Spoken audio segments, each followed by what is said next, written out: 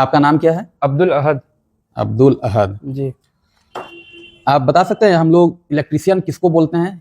जी, electrician हम उसको बोल सकते हैं जिसका उम्र 18 साल या 18 साल से अधिक हो और उसके पास कोई संस्था का या फिर कहीं का सर्टिफिकेट हो इलेक्ट्रिशियन प्रमाणित, और उसको थ्योरी और प्रैक्टिकल दोनों का नॉलेज हो, उसे हम इलेक्ट्रिशियन बोल सकते हैं। अच्छा, जिसकी उम्र 18 साल हो या 18 साल के ऊपर हो। ऊपर हो, प्लस उसके पास सर्टिफिकेट भी होना चाहिए इलेक्ट्रीशियन का किसी मान्यता प्राप्त संस्थान से। चलिए ठीक है, और उसको थ्योरी प्रैक्टिकल का भी नॉलेज होना चाहिए। ठीक, आपको आता है ये सब? इतना जो बोले हैं आप इलेक्ट्रीशियन का कोर्स कर लिए हैं जी, तो जो अभी बोले हैं आपको नॉलेज है? जी। किन किन चीज़ों का आपको नॉलेज है, थोड़ा बताइएगा।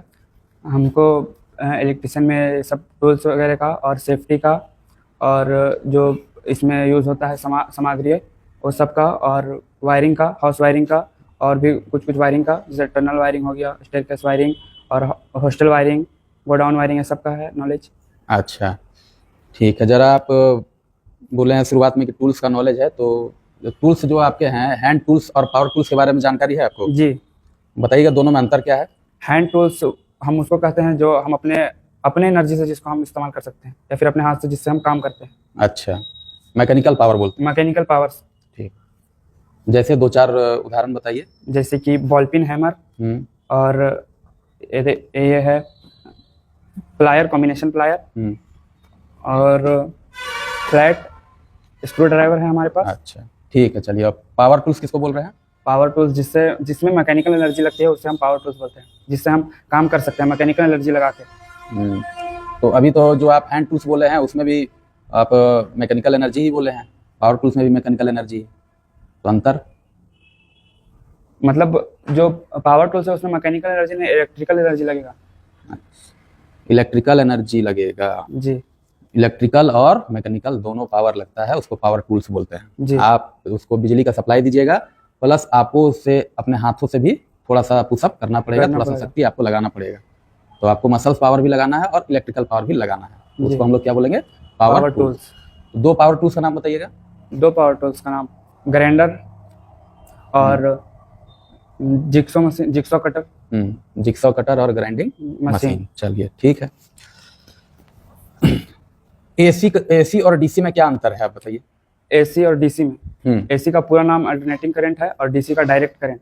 अच्छा, एसी और डीसी में अंतर यही है सर कि एसी अपना समय के साथ साथ अपना मान और दिशा बदलते रहता है और डीसी नहीं बदलता है। डीसी नहीं बदलता है। नहीं बदलता है। ठीक, फ्रीक्वेंसी का कुछ अंतर है इसमें? जी, डीसी में फ्रीक्वेंसी नहीं होता है, बिल्कुल भी नहीं, जीरो होता है, और एसी में 50 हर्ट्ज होता है इंडिया में फ्रीक्वेंसी। एसी में 50 हर्ट्ज।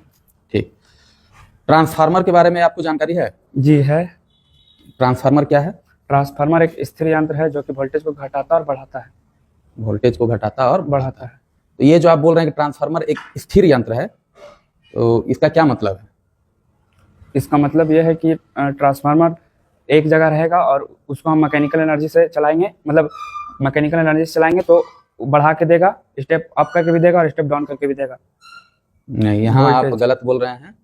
ट्रांसफार्मर आपको वोल्टेज स्टेप अप और स्टेप डाउन करके तो दे रहा है, ठीक है, मगर मैकेनिकल एनर्जी नहीं देते हैं उसमें, इलेक्ट्रिकल एनर्जी ही दिए और इलेक्ट्रिकल एनर्जी ही लिए, वो वोल्टेज को स्टेप अप और स्टेप डाउन करके दे रहा है आपको। जी सर। स्थिर यंत्र का मतलब यह है कि उसमें कोई भी घूमने वाला भाग नहीं होता है। ट्रांसफार्मर के अंदर में कोई भी घूमने वाला भाग नहीं है, इसलिए उसको स्थिर यंत्र बोलते हैं, है ना। उसका मेन काम क्या है? वोल्टेज को घटा कर देना और बढ़ा कर देना। घटा के देना या फिर बढ़ा के देना। ठीक है, तो वोल्टेज के आधार पर ट्रांसफार्मर कितने प्रकार के हैं? 2 प्रकार के। कौन कौन से? MVA और KVA। वोल्टेज के आधार पर ट्रांसफार्मर कितने प्रकार के? वोल्टेज के आधार पे अभी वोल्टेज जो आप बोल रहे थे वोल्टेज घटा के देगा, वोल्टेज बढ़ा के देगा, तो उसका कुछ नाम होगा ना उस ट्रांसफार्मर का? हाँ, स्टेप अप और step down transformer. Step up और step down. Step down. Step up कब बोलेंगे? स्टेप अप तब बोलेंगे जहाँ से हम बिजली दूर भेजना कहीं रहेगा तो वहाँ से स्टेप अप, जहाँ पे बनता है बिजली वहाँ से स्टेप अप में हमेशा बिजली दिया जाता है। उसमें क्या होता है स्टेप अप में? उसमें स्टेप अप में यही होता है कि वोल्टेज के साथ क्या करते हैं स्टेप अप में? वोल्टेज के साथ प्राइमरी वाइंडिंग में सेकेंडरी वाइंडिंग से ज़्यादा उसमें एयर रहता है। क्या रहता है? और उसको बोलते हैं सर टर्न्स, घुमाव है ना। प्राइमरी वाइंडिंग में ज़्यादा टर्न्स रहेगा, सेकेंडरी के मुकाबले अगर रहेगा, प्राइमरी में ज्यादा है सेकेंडरी में कम है, तो कौन सा ट्रांसफार्मर है ये? Step up, step down, step down down. अच्छा, थोड़ा सा आप हिचकिचा रहे हैं। Yes sir. हाँ, थोड़ा तो आराम से रिलैक्स होकर के जवाब दीजिए, ठीक है? ठीक। अगर इसका उल्टा कर दें, अगर प्राइमरी में नंबर ऑफ टर्न्स कम कर दे, सेकेंडरी में ज्यादा कर दे, तो कौन सा ट्रांसफार्मर होगा ये? Step up, step up. Up. ठीक। तो जो आपके लोकल में ट्रांसफार्मर लगा रहता है, आपके गांव के आसपास में, आपके मोहल्ले में, वो कौन सा ट्रांसफार्मर है? स्टेप अप की step down? Step down, step down. Down है, ठीक है। ट्रांसफार्मर की रेटिंग किस चीज में दी रहती है? केवीए और एमवीए में। केवीए या फिर एमवीए। केवीए का पूरा बताइएगा, पूरा किलो वोल्ट एम्पियर, और एमवीए का mega volt ampere. Kilo volt ampere और मेगा वोल्ट वोल्ट एम्पियर। तो हम लोग देखते हैं कि जो मशीन है, इलेक्ट्रिकल में जो मशीन होते हैं, अधिकतर चीजों का जो रेटिंग है वो वाट में ये सब में दिया रहता है। तो ट्रांसफार्मर में या कोई और मशीन का आप कैसे पता करोगे कि वो वाट में होगा या फिर केवीए में होगा? सर, जिसमें हम इलेक्ट्रिकल एनर्जी देंगे जिस मशीन को, और वो अगर हमको इलेक्ट्रिकल एनर्जी वापस दे रहा है, तो वो उसका रेटिंग ज़्यादातर एमवीए में होगा। और जिसको हम इलेक्ट्रिकल एनर्जी दे रहे हैं और हमको इलेक्ट्रिकल एनर्जी नहीं दे रहा, मैकेनिकल एनर्जी दे रहा है या फिर कुछ और दे रहा है, तो उसका हम वाट में कर सकते हैं। अच्छा, यानी कि जो मशीन आउटपुट में इलेक्ट्रिकल एनर्जी देगा उसका रेटिंग किसमें रहेगा? केवीए में। केवीए में रहेगा।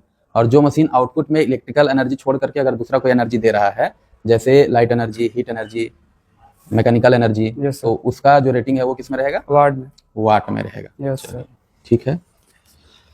और जो हम लोग ट्रांसफार्मर है यस सर। वो यूज कर रहे हैं अपने लोकल पे, जैसे आप बोले कोई स्टेप डाउन ट्रांसफार्मर है, यस सर। तो ट्रांसफार्मर में वाइंडिंग क्या होता है पता है आपको? वाइंडिंग। ट्रांसफार्मर के अंदर वाइंडिंग होता है, यस सर। तो किस प्रकार का वाइंडिंग होता है? उसमें उसमें वाइंडिंग तो दो ही प्रकार का, प्राइमरी और सेकेंडरी वाइंडिंग। प्राइमरी और सेकेंडरी। सेकेंडरी। तो उसमें 3 फेज का ट्रांसफार्मर है, यस सर। तो उसमें प्राइमरी हो या सेकेंडरी हो, उसमें जो कनेक्शन करेंगे वो किस प्रकार से होता है? डेल्टा और स्टार कनेक्शन। डेल्टा या फिर स्टार। स्टार में होता है। यस तो सर। जो लोकल में आपके आसपास जो ट्रांसफार्मर लगा हुआ है लोकल में, उसका आप बता सकते हैं कि प्राइमरी और सेकेंडरी में कौन सा किया हुआ है, स्टार है कि डेल्टा है? Yes sir. बताइए तो जरा। उसका जो प्राइमरी रहेगा सर, उसमें डेल्टा क्या हुआ रहता है, और जो सेकेंडरी रहता है उसमें स्टार क्या रहता है, क्योंकि हम जब आउटपुट निकालते हैं तो उससे अर्थिंग में निकालते हैं, इसीलिए उसका स्टार में क्या हुआ रहता है। Neutral point. हाँ, न्यूट्रल पॉइंट निकालते हैं तो उसको स्टार में क्या रहता है। अच्छा, न्यूट्रल पॉइंट आपको मिल रहा है, मतलब वो स्टार में है। कनेक्शन किया हुआ है। जी सर। ठीक है, अच्छी बात है। आप जो है ये बताइए कि रोड में जो लाइट लगा हुआ है, यस सर। स्ट्रीट लाइट बोलते हैं उसको, यस सर। उसका कनेक्शन सीरीज में होता है कि पैरेलल में होता है? पैरेलल में होता है। पैरेलल में होता है। क्या आप इसको एक्सप्लेन कर सकते हैं कि कैसे हम बताएंगे को पैरेलल में है? Yes sir. बताइए। क्योंकि कभी भी जब हम रोड के रास्ते जाते हैं तो देखते हैं कि जो लाइट पड़ रहा है वो पूरा वोल्टेज के साथ पड़ रहा है, मतलब हम लोग को रोशनी प्रदान कर रहा है, तो इसीलिए हम उसको एक तरफ से पैरेलल बोल भी सकते हैं, क्योंकि सीरीज में अगर कनेक्शन क्या हो रहेगा तो वोल्टेज बढ़ जाएगा, तो बहुत कम वोल्टेज आएगा, उसमें से रोशनी आएगा तो हल्का हल्का जलेगा, तो नीचे तक रोशनी नहीं आ पाएगी उसकी, क्योंकि वो बहुत ऊंचाई पे रहता है लाइट। अच्छा, जी। और कोई कारण बता सकते हैं? हाँ, और या- पैरेलल में इस कारण भी लगाया जाता है क्योंकि कहीं भी रास्ते में कोई लाइट फूट जाता है अपने से, या फिर कोई पत्थर मार के ही फोड़ देता है, तो अगर वैसे सीरीज में क्या हुआ रहेगा तो उससे सब अति हो जाएगा, बंद हो जाएगा सर। और पैरेलल में क्या हुआ है तो फिर एक अगर खराब हो गया या फिर फूट गया तो उससे किसी को कोई प्रभाव नहीं पड़ेगा, इसलिए पैरेलल में करते हैं। चलिए ठीक है, इसकी तो जानकारी है आपको। जी। यहाँ पे कुछ टूल्स रखे हुए हैं, यस सर। तो आप देखिए कि जो इसमें आपके टूल्स में फ्लैट स्क्रू ड्राइवर रखा हुआ है क्या? Yes sir. दिखाइएगा जरा। ये है सर। फ्लैट स्क्रू ड्राइवर, ठीक। जो ये प्लायर है इसका नाम बताइएगा, पूरा नाम? Combination plier. Combination plier. Plier. इससे क्या क्या हम कर सकते हैं? इससे हम तार छील भी सकते हैं और काट भी सकते हैं और कहीं पे जॉइंट भी लगा सकते हैं। अच्छा, ठीक। और ये जो बैटरी रखा हुआ है, कितने वोल्ट की बैटरी है ये? 9 वोल्ट की सर। 9 वोल्ट की बैटरी है? Yes sir. पक्का? Yes sir. इसका वोल्टेज आप चेक कर सकते हैं? हाँ सर, कर सकते हैं। तो इसका वोल्टेज चेक करने के लिए आप कौन सा यहाँ पे जो है मीटर इस्तेमाल करिएगा? मल्टीमीटर। मल्टीमीटर है, जरा चेक करके बताइए कहाँ पे सेट करिएगा, पहले हमें दिखाइएगा।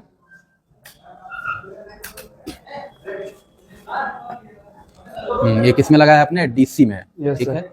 20 वोल्ट में वाले में क्यों लगाया है आपने? क्योंकि हमें पता है सर कि इसमें 9 ही वोल्ट है, अच्छा, तो हमको पता है तो हम लगा लिए हैं, और अगर हमको नहीं पता है कि इसमें कितना वोल्ट है तो हम उसमें सबसे ऊपर वाले से स्टार्ट करेंगे ना अपना। अच्छा, यानी कि 9 वोल्ट का है इसलिए आपने 20 वोल्ट में लगाया है। Yes, check sir. करिए, देखिए इसमें 9 वोल्ट आ रहा है। ठीक है, 9 से थोड़ा ज़्यादा आ रहा है। ठीक, कोई नहीं।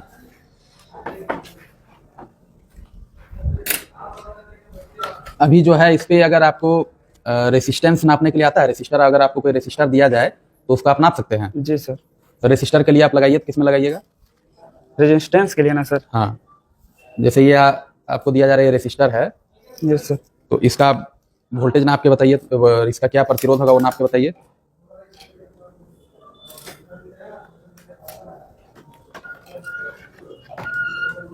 ये 2 रेसिस्टर है आपके। Yes sir. तो इसका आप वैल्यू निकालिए, तो कितना है मल्टीमीटर की मदद से। सेट कर दिए हैं? अच्छा, कितना 200 के पे सेट किए हैं।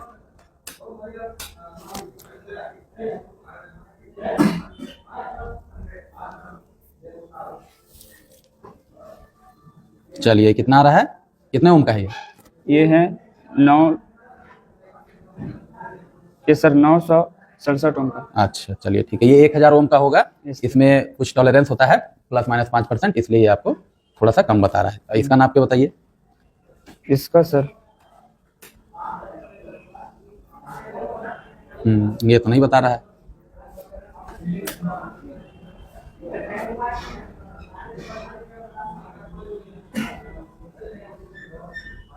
इसमें बताएगा सर पूरा। अब नापिए। इसको हाथ से ऐसे नहीं पकड़ते हैं, हाथ से पकड़ने पे क्या होता है, थोड़ा सा ये डिस्टर्ब करता है। आप नीचे रखिए और तब नापिए इसको। कितना आ रहा है ये? 101। 101, मतलब ये क्या हो गया, 101 आपका जो किलो में जा रहा है ये। ठीक है, तो ये लगभग 1 लाख ओम का है। चलिए ठीक है, अच्छा आपको नापने का तो है जानकारी। ठीक है, थोड़ा सा बारीकी से नापना होगा आपको, है ना, थोड़ा सा मिस्टेक में है, बाकी सारा कुछ ठीक है आपका। ठीक है, बाकी तो नॉलेज आपको है। जी सर। चलिए ठीक है, थैंक यू सर।